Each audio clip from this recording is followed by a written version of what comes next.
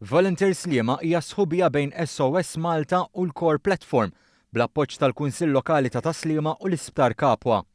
L-iskop huwa biex tinħoloq komunità innovattiva bbażata fuq il-ħtiġijiet tal-anzjani vulnerabbli bilan li tonqos l-esklużjoni soċjali.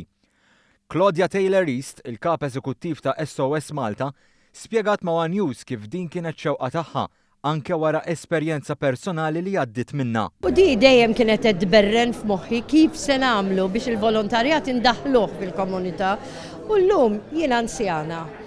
U inħoss u anki ommi li mietet sentejn ilu kellha 92 sena ma felħitx tinżel il-Knisja iżjed li kienet xi ħaġa li hija importanti. Il-proġett li se jitnieda f'Ġunju se jikkonsisti mill-użu ta' 7 mobility scooters, vetturi żgħar li se jgħinu lil dawk bi problemi ta' mobilità igawdu iktar il-ħajja. Filwaqt li l-ispiża kienet ta' 53,000 euro, 43,000 minnhom inkisbu mill-Voluntary Organizations Project Scheme. Lil Taylor East staqsejnija għalfejn intażlet il-lokalità ta' Sliema. Issa għaw ta' Sliema pereżempju għaw il-malls u hemm ħafna anzjani li qatt ma jistgħu imorru.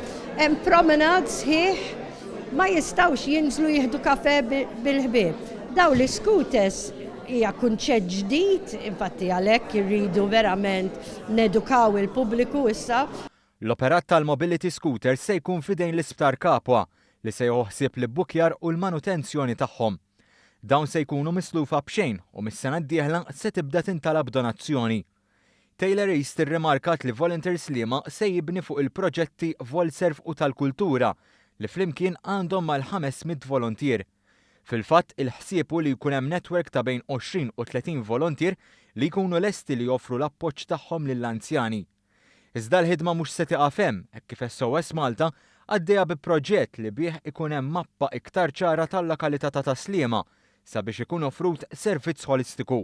Fejn naraw il-bżonnijiet tal-anzjani u dawk li huma esklużi mis-soċjetà, naraw ukoll l-stakeholders min huma l-NGOs li qed jaħdmu ta' Sliema, il-parroċċi x'qed jagħmlu l-ħtiġijiet tal-parroċċi, l-istituzzjonijiet u anki s-settur tal-business.